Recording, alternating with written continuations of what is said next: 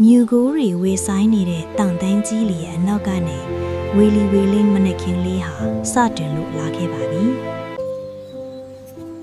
တစ်သားအိမ်လေးတွေရဲ့ခေါင်မိုးပေါ်ကဝေးဝဲတက်နေတဲ့မိကုန်းငွေလေးတွေက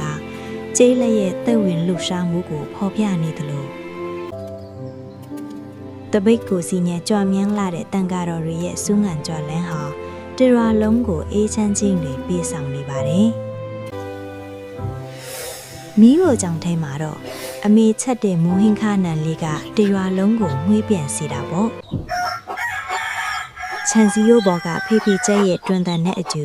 အစာရှာထွက်တဲ့ကျမကြီးနဲ့ကြက်ပေါက်လေးတွေကလည်းတွက်လက်လိုနေပါတယ်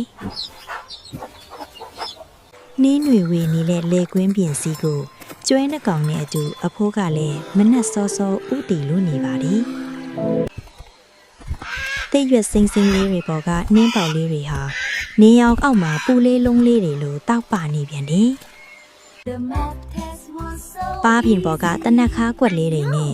ကြောင်းသွားနေတဲ့ကလေးလိုရဲ့ရဲမောတန်တွေကလည်းကြည်လင်လို့ရွာလေရေတွင်းမှာရေခတ်စင်းနဲ့ပြိုမီတို့ရဲ့ဟန်ပိုင်တွေကလည်းမြမကျေးလေရဲ့မပြောင်းလဲနိုင်တဲ့အလှတရားပါပဲ Hello there, good morning. မုံပန်းကိုခေါင်းမော်ရွက်လို့အပြုံးကိုစီနဲ့ရောင်းချနေတဲ့ဈေးတဲ့အတော်ကြီးကလည်းရင်းနှီးဖော်ရွေလာပါတယ်။